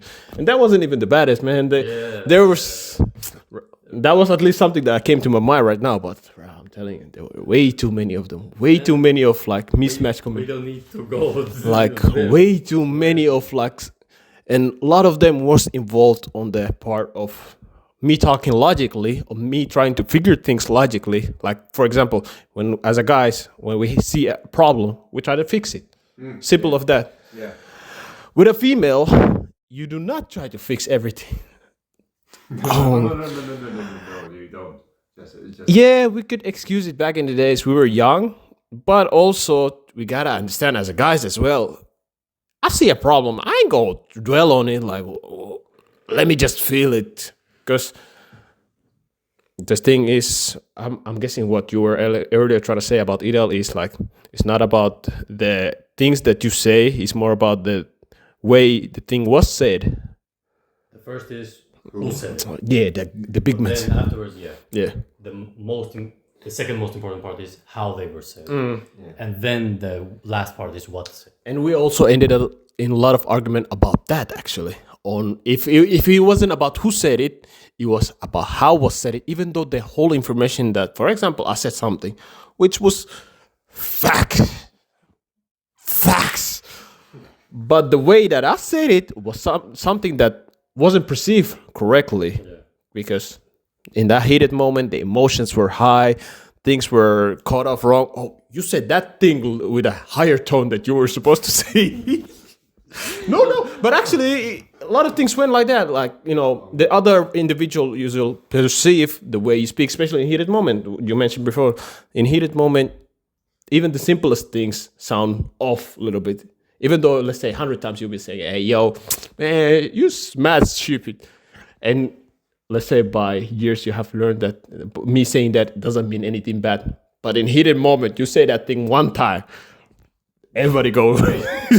What is it? Exactly. He ended a lot of times that way, that we kind of like misinterpret what the other ones were trying to say, even though they didn't mean harm by that. But because I was so heated about my feelings, I kind of took it wrong and went off by that. That was the worst part, that it wasn't just me taking it wrong, but me running a whole story by that thing as well on top of that. Not there comes the top of, you need to communicate, you need to step back, talk. But that's the end of stuff. Communication is the key.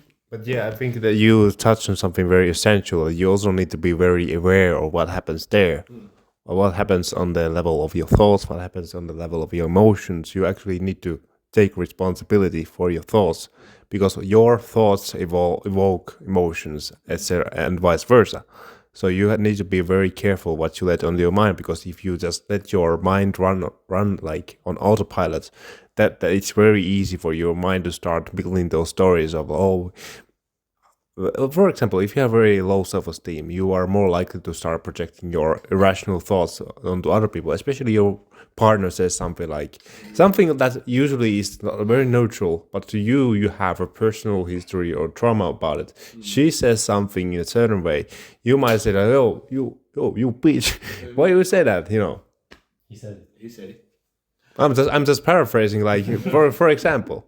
I'm just saying that someone would say. I'm not calling women, you know, in that way. I'm just saying that someone would say it. Yeah, got you. To that, my bad, G, I got you. But to that, on the... Is it nowadays like you cannot say that word? No. But I'm not like, we ain't trying to... No, you can't say it, but... No, someone deserves. Someone deserves There are people who deserve it is true. Biatch. And...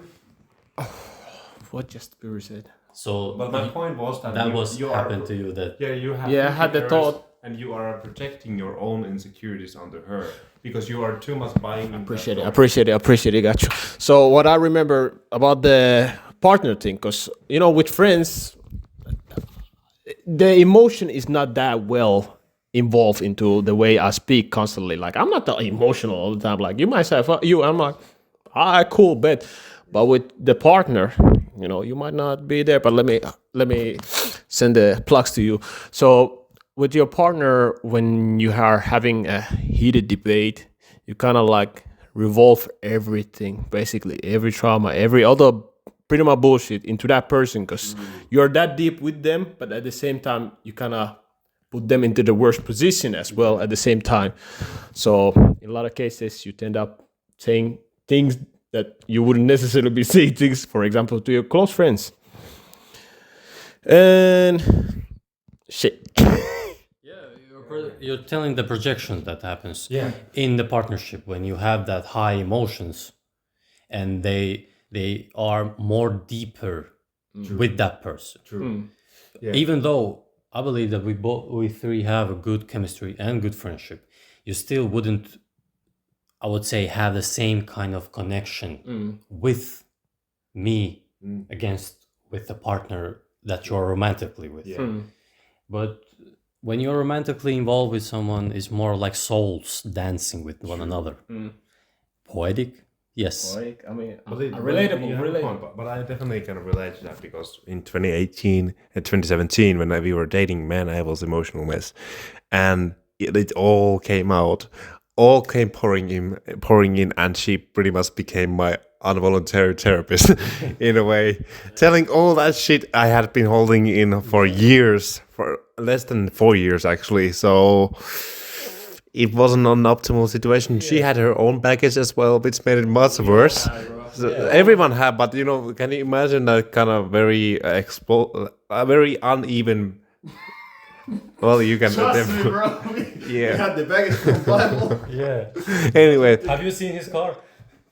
oh yeah. Well, now that you mention it,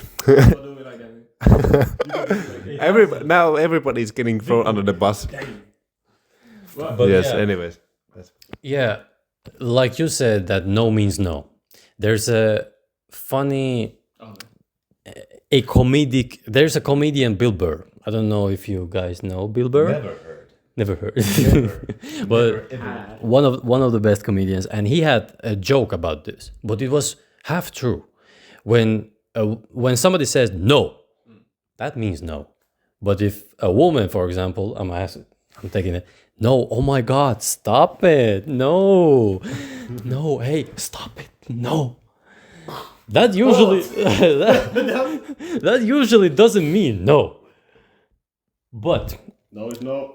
I digress. What I'm trying to say is that communication between men and women, yes, they differ, and they differ for a reason. The reason is that through the evolution and through the creation that we have different roles in society. We have different roles in this life. Because we have different roles, we have different systems, and because those systems are innate, we cannot change them. Understand something, people. Some things you will not change. The way we think, for example. Men, regardless, and actually you gave us an example, or did you give us an example, when you played Black Ops, and you are in a group full of men. And somehow you synchronize everything. Everybody knows exactly. Which point? I'm in the left, right. I get what you mean, because a lot of like video games, you know, it been made a lot of memes about this when guys communicate with females and guys communicate with guys. Guys don't really have to be telling the whole chapter of which left side or wrong. I'm gonna tell you, I'm in the left wing. My friend don't need to have an extra question of what side of the left wing, up, left, you know, how are you feeling in that moment? Nah, your boy either comes up or leaves you there. That's it. And not even your friend. A unknown somewhere, stranger somewhere. Hell yeah. You can like communicate with guys. You can. That's why we go back to the logical part. Like guys use just a regular comments. I'm not trying to bash, you know, that females don't use common sense, but like we run more on the logical part rather than emotions. I was just reminded of there was this. It was like some survival kind of show. Yeah. They were men. They were men and women put in their own tribes, and they were like put there to kind of, okay, you have to survive this in this amount of time. Like the men, they were pretty much having a barbecue there. They were living life to the fullest. Whereas the women, didn't they like run out of resources very quickly or something like that? Not only quickly, they couldn't sleep. They were hungry. They were cold. They didn't have any synergy between them because the survivalist in itself is not in woman. Because of this, for example, the communication stuff. Men, hey, bring rocks. Everybody had their own task. Put fire. I'll go hunt. You know everybody now knows exactly what we'll do. And I think the direct approach comes from the direct approach. I think like it's a very biological thing, right? Because men were there. But like in the Stone Ages, they were there to hunt, so they were aggressive, and they were supposed to be direct. Being direct is kind of, you can consider it very aggressive kind of tendency, and you had to be aggressive. So men acquired traits that made them as aggressive as possible, which meant being direct, honest, and I'm not saying women are lying, but I'm saying, but it explains better why women are maybe more inclined to be more indirect in their communication because they were there to nurture, take care of people. They didn't want to get hurt by other female or men, especially if they say something directly, which might have led to violence on behalf of men, right? Good that you said that. How did the woman get something that she wanted back in those days? Manipulation. Exactly. She couldn't go and say, "Hey, give me this." And man would look at her and say, Man, who you think you is? "Who think it is?" But if a woman finessed, Hey, that's a game right there. if a Y'all don't woman even finessed, know. that's why they couldn't be that direct. So yeah, you're absolutely right in this, in the evolutionary standpoint, but also in the life aspect, like in the biological, in the creation that we have been created. There's a reason that men, for example, see the way the things they see, and the reason that women see the way they see. Now, understand, we need each other. You cannot be only logical. No way. We are humans. We still have emotions, but you cannot also be only emotion. There has to be a perfect balance in it. However, if you want to not have these kind of problems that he said or he said, usually a good thumb rule is that women will talk about everything. Like there is no off limits. They will talk about everything, and to any woman. Like it's an amazing thing. We men, we don't do that. There are some things that I will never share with my boy, because I know for a fact I will get, well, The rest of the life, man. Bashing of them. you get what I'm saying? You will get roasted. Roasted every single day. However, Humbling experience. However, these are, I would say, the key components when it comes to female communication and male communication. Male communication, oriented, logical, and above all, men seek respect. Question to you. Hold up, because I'm taking the female part now. Oh, okay, I got you. Because before you move the male partner, I want to ask you this question. Okay. What book did you read for this? What you mean? This is Oh, this is experience to know again. this is not experience. This is, you can look this up where book or experience? What was it then? a book, of course. What you talk about? You think I will air myself? Or you crazy? I'm snitching myself? You crazy? I'm not snitching myself. Unbelievable. Males, Politician blows and hey, ladies and gentlemen, males, when they communicate, they seek respect. When women communicate, it's indirect.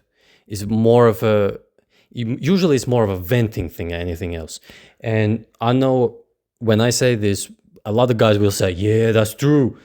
When women talk, they have this dopamine system that releases dopamine in them, and the talking feels good to them. That's why they can talk. Men don't have that. You understand, ladies, that men don't feel good when they talk. It's fun, don't get me wrong, but we don't have that sense of like euphoria the same way as women have.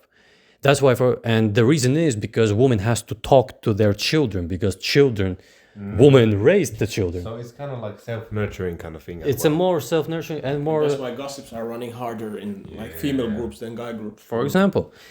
And women, when they talk, the purpose of it is to be understood.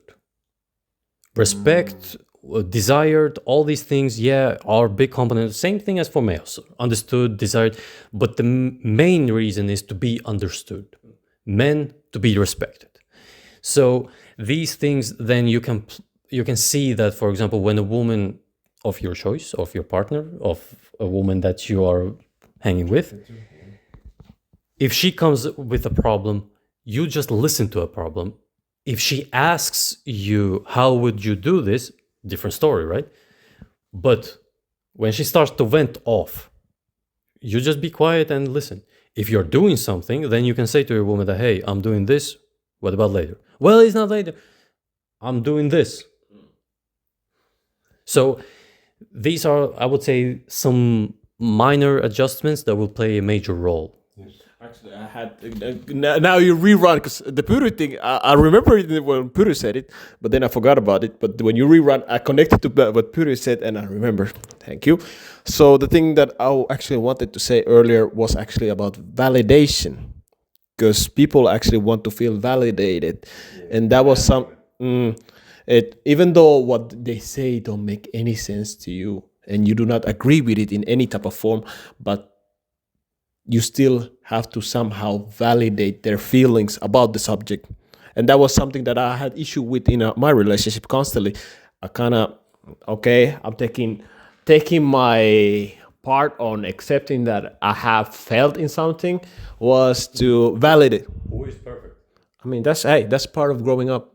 But not even just in relationship. Overall, when you communicate with somebody, if you want to feel that you guys have some type of good symbiosis or connection, is to able to validate them while disagreeing with them as well.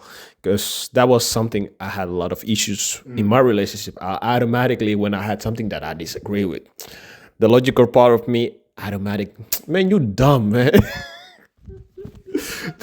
And now it might sound funny, It might sound funny now, but it was a problem because I devaluated their feelings automatically. Because we said females are more feeling type of people, and when you validate their feelings, even though you might, like, they say, yeah, I get what you're saying, but don't even say but.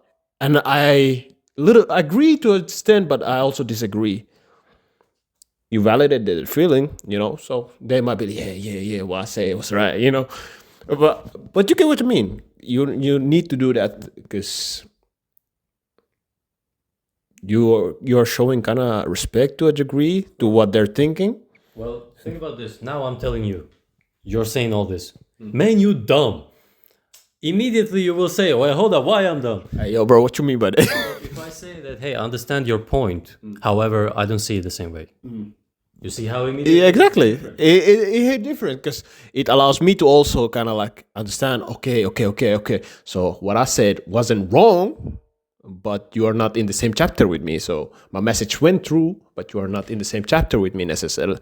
So that's something that I had to remind you. Thank you for reminding. Yes, sir. And I would go as far to say, like, since we're talking about agreeing and disagreeing as a whole, it's much more rewarding, in my opinion, to see where we disagree upon than just pointing out, I'm right, you're wrong, I'm right, because it's very one-dimensional kind of thing. You just say, well, I think you're stupid because you think this way.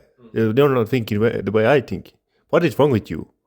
Go fuck yourself, that kind of stuff. Hold on. So, But that's actually, if you have noticed a relationship that bloom or like survive the longest, usually have that small dynamic of that validation. That the person you mentioned earlier, when they yap or tell you a gossip or long story, you do not really try to reason with it or try to create a result to it, like 1 + 1 is 2 all of a sudden. You just allow it to come true, and when you're asked like an opinion, then you give out an opinion. But with a guy, you could do that dynamic. With the female, you don't really do that in a sense. Yeah, and it goes both ways. Let's say a guy goes to a woman, hey, how should we fix this? A woman don't get me wrong, woman may have good points, but initially it will be your responsibility and your choice. You have authority over that subject that you go and ask her, hey, the dishwasher is broken, what should we do with it? And she would say, no, but I'm taking just an example. And then she would go and say, well, maybe we should do this, maybe we should do that. But then you still will make a decision. Yes. You get what I'm saying? That's maybe the best example that I'm trying to give, that women usually are not the ones who wants to make a decision, but they want that the man takes the decision, and then also a man takes responsibility.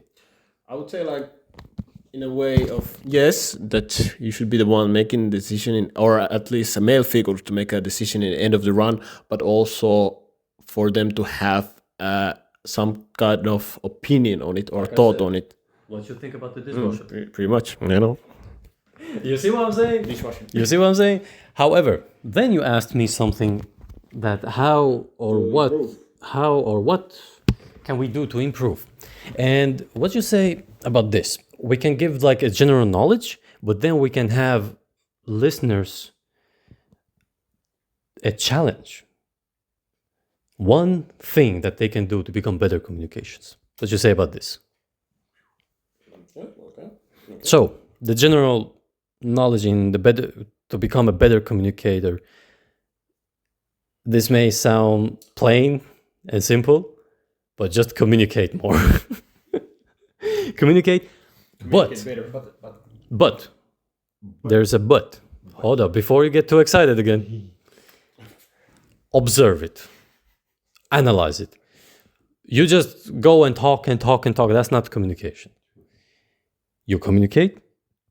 You see the results. You see how they react, how you react, what pushes, what pulls, what you see all these things. I've done many, many, many mistakes in the communication, especially when you said that with the ladies. I've done countless mistakes. Like, you talk about why I'm in good communication. I have failed more than most of the guys have ever tried. So, Big man thing, huh? so you basically have to become good if you do it again and again and again, and you repeat and repeat and repeat, and you analyze, observe. Now, because I've done it for so long, even if you put me in the most uncomfortable situation, I can find things and find words that I can use to benefit the situation. Do you have an example? Yes. Of very, very extremely difficult situation. Maybe not extremely difficult, but one of the best examples I actually told you guys before we started the campaign video that I did. They asked me about my last kiss. How was it? Now, in my opinion, that's not a good question when you are campaigning as a political figure. What does it even matter? What does it even matter? That's my question. But they asked me, and it was like a spot on camera on your face. Here comes the validation part. So, in that scenario, if I say something that goes to, well, I had with this girl, or it was this morning, or like something like that, like you said, you lose. You don't. It's a lose-lose situation. So how do you reverse it? How will you make it to benefit you? I simply smiled at the camera and said, "A gentleman never tells." Simple as that. So it gives all the parties what they want. An example. Even if it was a very uncomfortable situation, even though camera was in front of you, you're doing a campaign for your political career, you want people to vote you. How can you answer this question without sounding like a dumbass? It was crazy last night. I would be taking that voting. You would have said, I'm a virgin. Well, I didn't ask anything about that. Oh no, he already lied too. However, You might as well say that. but I didn't, so I'm not lying. Who said that? Anyway, to become better at communication, basically you have to have the knowledge and you have to have the experience. There is no shortcuts into this. And every person you meet who are good at communicating or interacting or having the social dynamics in check, they have done it for so long, they have done it for so much, and they have failed so many times. Don't let that charm fool you. Don't let my charm fool you. Game is game. But don't let that charm fool you, because like I said, I have failed many times, much more than some of the guys, let's say majority of the guys, that they have even tried in their life.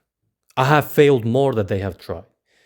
So it kind of brings to my original ideology that I always said, that there is no easy path to greatness. There is no easy path to becoming good at something. You have to do it, you have to fail, you have to go through the trenches, the doors, the locks, the everything. However, it always comes to a question that, do you want it? How much do you want it? These are the general. You guys, I want to hear you. Well, How to become better communicator. but There you go. oh, thank you. Nice, thank you. I didn't see that. A bit of blood. Oh, blood. Yeah, What's up, Because I was blood? like, I'm- where you get yeah, that from? But yeah. What's up, blood? yeah. Anyways, thank you, and once again, so anyways, I wanted this to tell a shortish kind of story again. Oh, you have more stories than me. Yeah, What's well, going this on? time the roles had turned. Anyway, so this was actually in 2020, the year our study started. Back then, I was more isolated as a person. I was much more socially awkward because of my bad experiences from earlier, like middle school and high school ish kind of experiences were kind of not that great. So I was very hesitant on attending any kind of school, kind of like gathering events or that kind of stuff. But one evening I decided, you know what, fuck it, I will just go there. I didn't want to go there. I was like, well, okay, I'm gonna stay here doing some shit, or am I gonna go there and actually see what's gonna happen? And when I went there, I regretted my decision so bad. Why did I do this to myself? But after a while, I went there awkwardly, 5 meters away from my classmates, thinking, why the fuck did I come here? But then there was this one classmate who actually was wearing a t-shirt of the band I was listening. I asked her, like, hey, cool shirt you got there. What bands do you listen? I don't know the band. God damn it. That was his shot, right? That was my only shot. But, unfortunately, she was very nice. She was very easy to get along with. So it didn't matter that she didn't know any band. At least I managed to start a conversation about whatever. And do you listen to this band? He was not this man. That man that was in 2020 over here. Do you? He was very different from this man that is now in front of you. Yeah, but the teaching of the story is, it might feel very, very uncomfortable, especially if you have ever been as socially as uncomfortable as I have been. Putting yourself in a situation where you don't want to be, aka putting yourself outside the comfort zone, I think that's the most essential thing you can do. And in a good way, of course. Don't put yourself in a shady situation. That's don't say that's hate email. Why did I end up in jail? Like, but come on, ladies and gentlemen, use your common sense. Like, but we're talking about like you most likely the the pre-assumption is that we are talking about you wanting to become better version of yourself, obviously. So we're talking about a situation where you challenge yourself to become better version of yourself, not inferior version of yourself. So put yourself in the situation where you don't want to be, where you know that if you put yourself, it can pay off eventually in a way that you can be closer to the best version of yourself. That's my advice. Yes, sir. Oh, it's me again, I see. Oh, well, what was the question again? That how can I improve my... How can you improve your communication skills? Is the right question. Give that general, like, then we will say the one thing as a challenge. Let's not do the same thing as last time, nitty-gritty stuff. Because last time when we were, if you remember was it last time or the time before that, when we were just giving this whole life story about the whole things, and we just said one sentence and it made us look like a bit of like dummies. But you get what I'm saying. The general kind of thing. That's like he and me said. Better communication skills. Let's go. Because one of them that I said earlier was, for example, I can hear you, but I might not be listening to you. Go ahead, say that.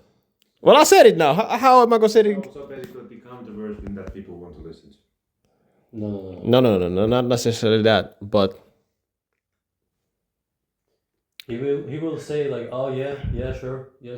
He's not listening. Yeah, I might act like or I might seem like I'm perceiving what you're saying, but in reality, most of things that you're saying are not really going into my head. I'm just allowing them to pass through my head, and so I'm listening. I'm hearing you, but I'm not listening to you. So basically, the information is going through my head. The moment I listen to you, I'm actually paying attention what you're saying to me. So there's the chance that I comprehend more what you're saying to me. But if I'm only hearing you, most of the thing that you're saying just flies by. Like I hear what you're saying, but I'm not listening to you. So learn to listen. Pretty much. That's one way to improve on communication. Question is, where does that come from? Funny thing, actually, well, this was something that I used to say to my Yeah. too, because that was something. And later on, I also started mentioning that people should do more than just learn how to communicate. Because we can communicate all day long. There's the good and bad communication. We can communicate all day long, but then there comes the part of, can we comprehend what the person is communicating to us?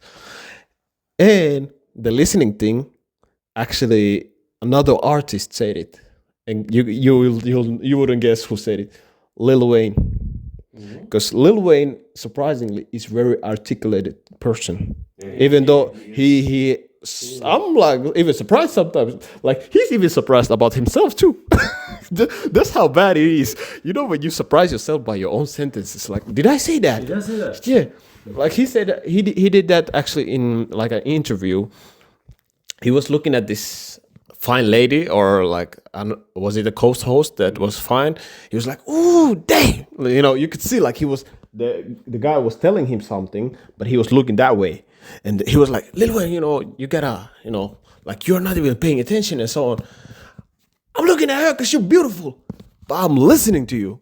Because, you know, when I'm listening to, you know, he started, you know, demonstrating the thing that when you're hearing, you're not really observing the information.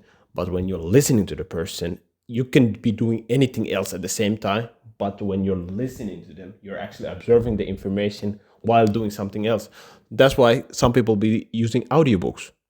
They're listening to the audiobook, but they're also doing something else. So you're kind of like giving your attention to the... Yeah. So he was like, I'm looking at that thing because that's beautiful, but I'm listening to you because you're talking to me. Yes, and I was like, he's doing what I'm doing. That's what's up. You know, that's what's up. This guy be on business, and that's pretty much him. Yes, but on the communicator, I'm not trying to get into the nitty gritty. Like you mentioned, you know, there's a lot of other things that I could like add on into it, but that's simple. You know, that comes from later, and you will get it when the time comes, you know, like the grandfather I am, I'm gonna let y'all use your own brains. Yes, sir. Now, Grow up. now, a challenge. This not to you, but to I can challenge you too as well if you have that. Okay. So you are little bitches because you don't want to challenge, huh? You don't want to challenge, huh? Alright, I see you. Okay. Throwing us under the bus, like I can't. The communication part. Now, my challenge would be that if you have a certain ideology, if you have a certain way of thinking about life, search or interact with people who are complete opposite of you. I'm talking about the complete opposite. And I'm not talking about just they have one thing different than you and then the rest of the things similar, but at least 50% of the things that they have, ideology and the way they see life, communicate with them, but not in a way that they're wrong, I'm right, but in a way that why are they the way they are? And then see the communication happening, because I would say this challenge not only puts you in an uncomfortable situation, but also it pushes yourself as well, because you have to also look at yourself like, well, what are the things that I'm doing to him that makes, or her, that makes them look like I'm the bad guy or I'm wrong? You get what I'm saying? Like, you have to actually be a very deeply connected with yourself, that what's the things that they think that I'm wrong with. And when you have that conversation, what is the honest conversation, is the true conversation, the communication to a point where the communication happening and the comprehension is happening, then the communication, the skill level, I would say, quote skill, it will gain XP. You ever gain XP, you become better at it, because you push you put yourself to a point where you have to communicate with a human being that is totally opposite to you. And before you know it, you will be at prestige level. And You have to reset the whole thing. so I would say that's my challenge to anyone who is listening right now. What you say about this? Amen. Amen. Amen. Amen. Any last words? Amen. We are, in my opinion, we say the whole package. If we go any deeper, that would require another episode, and it would go to nitty gritty. So this is very well done. We got to put out our own thoughts into the subject, and it's a really interesting topic. So I know, but definitely each of us would still have much to say about it. So depending on our circumstance, we might continue from it and then run off into our next topic, or we might, leave it out to viewers to speculate a little bit. But yes, y'all have any final words, or shall we wrap it up? Do you have any? You have final words? Well, this episode was very, very much non-nitty-gritty episode kind of thing, but I guess without further ado, your opinion outlaws. The only thing you cannot say is you cannot say that. Like, comment, and subscribe. Pretty much that's all I got to say. Drop it somewhere around. Drop it. Like, comment, subscribe. Any questions you have, feel free to leave them. If you hate it, or love it, leave it anyways. That's all I got to say. Communicate your thoughts. We want to hear them, actually. Don't be bashing, just... Actually, you know what? Like it, hate it. Anyways, just comment down below. We don't care. Even if you hate it, communicate. Because this is opinion outlaws, not just no factual outlaws. Yeah, basically. So, Thank you for watching. thank you. See you next time. See ya. Oh!